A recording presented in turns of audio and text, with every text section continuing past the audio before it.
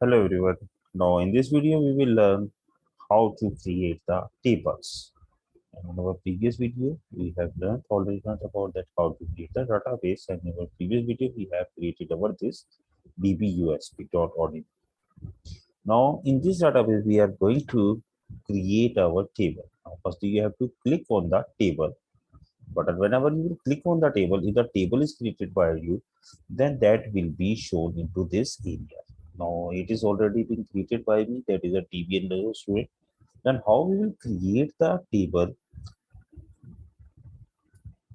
Now I'm just going to edit it to see the structure. Now this type of structure will be visible before you. Now how to create the table into this one?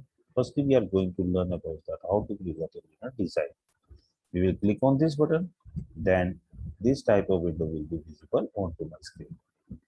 Now we will put the field name. There are the four things: field name, field type, description, and the field properties. Field name, actually that is the name of the field. What type of data you want to store, a particular data you want to store into any column. Then that column name, we will put that field name. Suppose I want to create the table student, in which I want to take the data of student, and the student name can be a character, so I will choose a character. Otherwise there are a number of options are there, and according to the type of the data which is to be stored into that field name, you will choose the option. So I am taking here text varchar. Now whenever you will check it, now you can see that the field properties will be visible before the screen. Now here you can see that these properties will be visible onto the screen. Now I'm just maximizing it. Now here entry required. If you want to make it mandatory that every time I need it is mandatory for the user to enter the name, so you will just check it yes. In that case, if you will keep it yes, and in that case, if the user is not entering his or her name, in that case, it will show you error and it will not allow you to save the data into your database. Now the second one is the length. It is the maximum character, that how many maximum characters you can be added to your database. You can add into your database table into that field. So if you want to store your name above 50 characters, then it will not allow you to save that data into your database. So to show you, because I have to show you that the what type of array will be visible before us, so I'm taking here only 10 characters.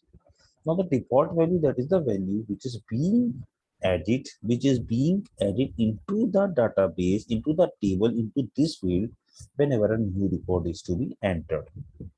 Then we will just save that one into this, that value into this default value.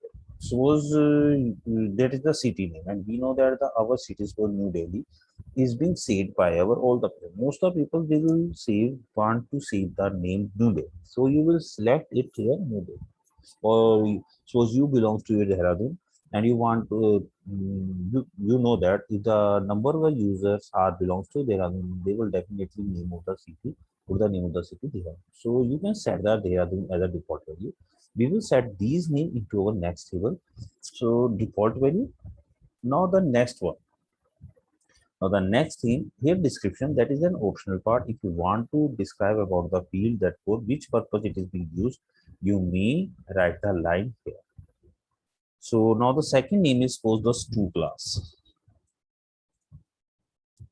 I want to take it as a varchar again, but class have not so much length, so I am taking it 10. Now the date of birth. You want to take the date of birth, and that is belong to your date. So I will choose date from this drop down. So the data type, what type of data we can store it, that is a date of birth. Now the format example, if you want to change the format of the date of birth, then you can choose what type of date you want to store. Suppose I want to store this type of date, then that is in this format, and you will just check it. Okay, alignment, there is no need to take the alignment because left, center, right. So I am taking default. So I am okay, pressing okay. Now that just this type of date will be set into your date of birth. If you want to set any default date, then you may add the date into this area. Now the three fields is being added by me, but all the data is being separated by a unique field, that is the primary key. So I want to tell you about the primary key, that how we will set any field as a primary key. You will just click on it, right click on it, and then click on the primary. To which field do you want to make a primary key, then you have to just go to that field before that field and just right click on it and then set the primary key. Now in a table, in a single table, you can set only one primary key. That means not more than one primary key is allowed in a single table. And that value must be unique. So according to me, all the three fields cannot be unique values. So if you want to add any field data, then you may add it. Otherwise, whenever you will save it, save the table, then it will ask you that whether he is allowed to add the primary key by its own. So I'm just going to save the data without creating any primary key. So whenever we will save it, and it will ask me to give the name of the table. So I'm giving the name of the table student. Okay, now press OK. Now it will ask me that you have not created any primary.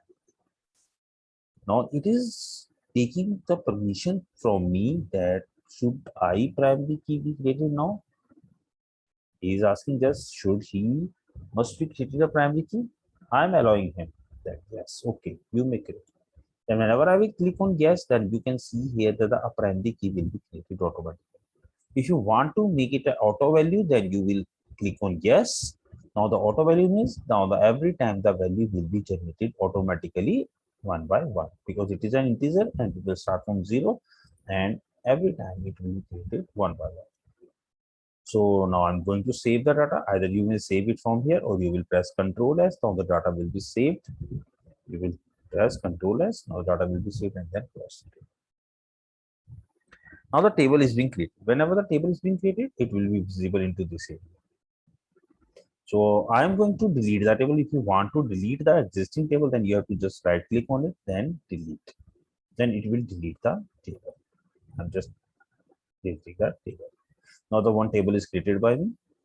Now I want to create the second table, but this time I will create the table using wizard. Wizard actually it has contained to create the table from the wizard. We will click on it. Then this type of window will be open. Now there are the 4 steps. Firstly, we have to select the field. What type of field we want to take into our next table, and we want to keep the table using the table wizard. So there are the 2 types of wizard is given, related to the business or related to the personal. So I'm taking personal. Now just select the address and what type of field you want to take it. So I'm taking address ID, city, email address. So I'm taking these 4 fields and then click on next. Now it will show you that you have chosen these 4 fields and these type of properties are there. If you want to change it, then you may change. Suppose address, it is accepting the address as a 200 characters. So but I want to take 250 characters. Then okay, 250 character address ID. Do you want to make it auto value? Yes, I want to make it auto value because I will make it a primary key, and that will be done into your step 3. So address ID, I am going to take it a auto value. On the city, if you want to make that entry is required, yes, I will say that entry is required every time it is necessary to put the entry into the city area. And what is the length of the city name? I think 30 is the sufficient length, so I will change the length. Similarly, email address, that is a 50 length is okay, and required no, text varchar, and the field name is email address. Now we are going to click on next. Now whenever I click on next, it will ask me to set the primary. If you want to make the primary key by the thing, suppose you are not allowed, you are not interested to create any primary key by your own, then it will be automatically created like the previous table but we have created in our design room. Then you will just choose this area. But if you want to create the primary key from your existing table, existing fields, and I have taken address ID, then you will click on this drop down. Which field you want to make a primary? I want to make the address ID. Do you want to set it a auto value? Yes. If you don't want, then just unclick it. But I want to make it a auto value. Now click on next. Now it will ask you to put the name of the table. Now, table address. I will put that in table address. Now then click on finish button. Now the table is being created. Okay. And this way we can create the table via cube in this tool. Now how to enter the table, how to do any modification to a table, how to modify in the table structure, or how to enter the data, we will learn in our next video. If you have any query regarding these things, how to create the table, then you may put the comment into the put the query into the comment box, and definitely you will get the answer in a short time. Thank you. Have a nice day. Goodbye.